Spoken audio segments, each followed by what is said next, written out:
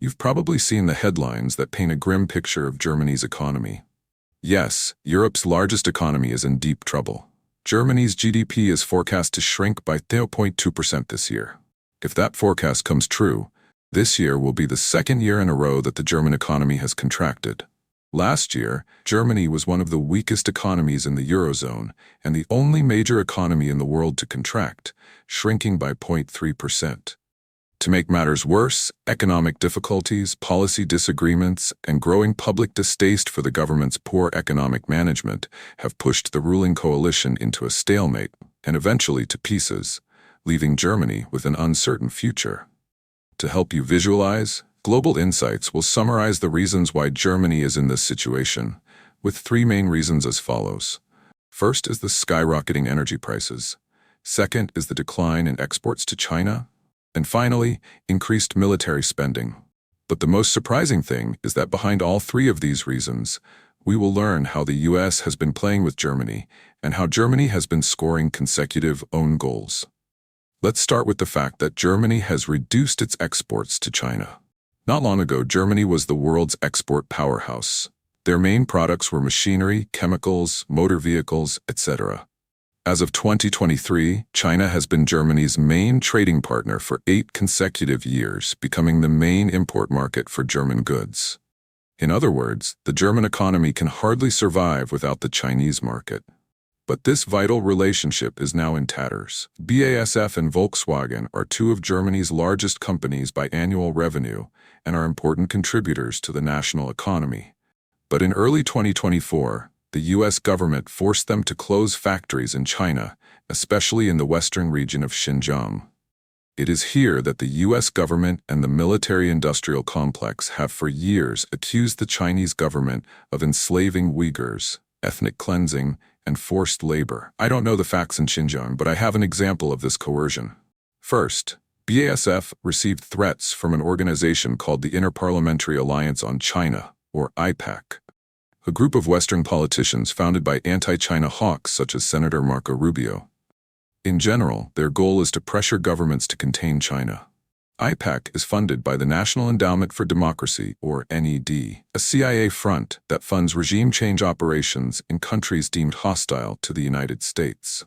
BASF has been warned that the trust and integrity of the foundation is at stake, and we believe it is important that the foundation takes swift and decisive action on this matter. There is no need to explain what happens when a country or company defies the U.S. government or the CIA. It is no surprise that IPAC issued an ultimatum to BASF to withdraw from Xinjiang based on a report by the ultra-hawk Adrian Zenz. Without any real evidence, he claimed verbatim, BASF appears to be involved in the shocking level of exploitation of the Uyghurs. In fact, since opening its factories in Xinjiang, BASF has conducted regular due diligence measures, hiring both internal and external auditors, and has never found any evidence of violations. But that doesn't matter to IPAC. They just know that they have to put maximum pressure on BASF until the company surrenders. The US has played the same game with Germany's largest carmaker, Volkswagen. And other German carmakers have been targeted next. The US recently seized thousands of Porsches, Bentleys, and Audis on suspicion that they contained parts from Xinjiang. Note that these examples are not isolated incidents. In order to contain and isolate China, the U.S. has pressured one company after another to do what it wants, even if it means destroying the economy. I mean other countries' economies, not America's. Otherwise, they will resist or be reluctant to comply. The U.S. will use threats, coercion, and even sanctions. For example, in 2022, the U.S. government banned the sale of advanced microchips to China in an attempt to cripple the country's growing microchip industry. Washington has forced chipmakers around the world to follow suit, most notably ASML of the Netherlands.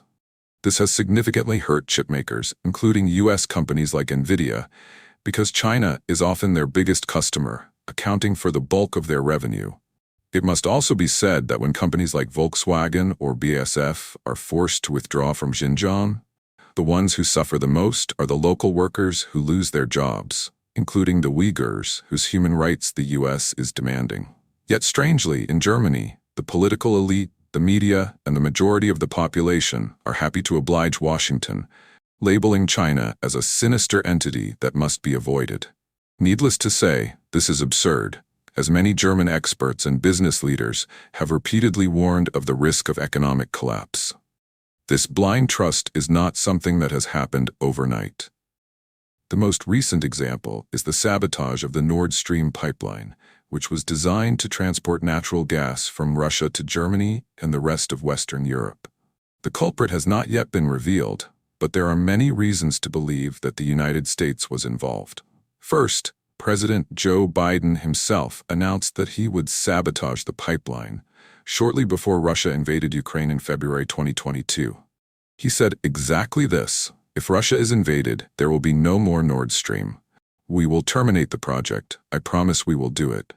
Second, the U.S. has long been publicly committed to cutting Germany's dependence on Russian energy. Third, last year, a famous Pulitzer Prize-winning investigative journalist published a shocking article detailing in detail how the U.S. planned and sabotaged the pipeline. This information did not appear in the German media, which instead repeated the U.S. denials and focused on destroying the image of Germany and Russia. As a result, many Germans naively believed that Western countries were incapable of such evil simply because they were espoused as democratic and respected Western values.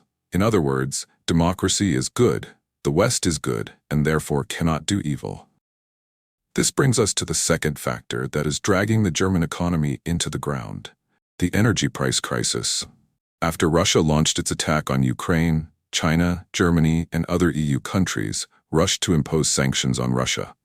Moscow responded by cutting off natural gas supplies to Europe. The result has been a sharp rise in energy prices in Germany. For decades, Germany has been rich on cheap Russian fuel, which has been the lifeblood of German industry. And punishing your main energy supplier is not the smartest move.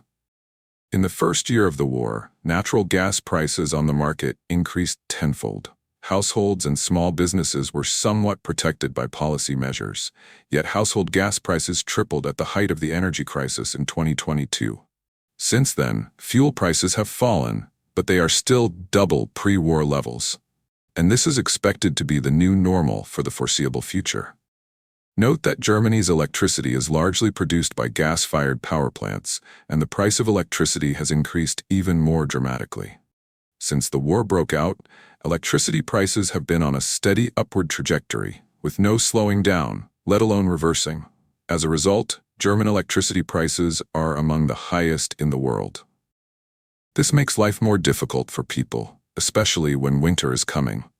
Not only that, many businesses have cut back or stopped operating in Germany, mainly in the mechanical, industrial, and automotive sectors. This has led to massive job losses. It is not difficult to understand why Germany's economic and industrial might has declined so rapidly. And since Germany is Europe's leading economy, its decline has had widespread consequences across the continent. Having lost the cheap source of life from Russia, Germany and Europe had to find alternative sources, and frankly, they were much more expensive. And so the US sold them fuel at sky-high prices, causing Germany and many other countries to complain. They even accused the US of profiting from the war and making Europe dependent on US gas. However, the US role in Germany's energy crisis is much larger than that. Not only has the U.S. openly expressed its desire to destroy the relationship between Russia and Germany in the energy sector, but it is also partly responsible for the war that has led to Germany's crisis. I mean, Russia did not attack Ukraine for no reason, but the conflict was sparked by NATO's decades-long expansion to the east. And Ukraine is the red line that Russia has warned about time and time again. The late NATO Secretary General Hastings Ismay described the organization's purpose precisely: keep America in Europe, keep Germany in check, keep the Soviet Union or Russia out of Europe. But once again, the blame for today's failure cannot be entirely placed on the United States, and Germany must also take responsibility for today's failure. Despite warnings from many experts that without Russian gas, its economy would collapse, Germany has insisted that it should only do business with countries that it considers democratic and share high democratic values. Unlike those they label as evil, dictatorial people, The German government has repeatedly scored its own goal, sanctioning Russia and losing its main energy source. They are even proud of their decision to close their last 3 nuclear power plants. Not because they don't work, but because they've been around a little too long. I guess the German government would rather do business with like-minded countries than keep its own citizens from freezing in the winter. And now Germany's ever-increasing military spending is the final nail in the coffin. Germany's military spending has increased by 42% over the past decade. But with its economy stagnant and industry collapsing, it's hard for Germany to keep throwing money at its military. There are plenty of other holes to fill. Once again, the US is not immune to involvement here. The main reason for Germany's increased military spending is the war in Ukraine, and as we have already analyzed, the US bears some responsibility for letting it happen. Another factor is the erratic US policies towards NATO, especially during Trump's first and second terms. He repeatedly threatened to withdraw from NATO if other members did not pay up. To him, NATO is a parasite, draining German and American resources. Germany has consistently failed to meet its NATO military spending targets, so now it is worried that it will no longer be able to rely on the US for protection. And yes, the US has directly pushed Germany into a downward spiral. But who can Germany blame now? Only itself. Blinded by ideological prejudice and blind arrogance about so-called Western values. What do you think? Let Global Insights know in the comments. Now, goodbye and see you again.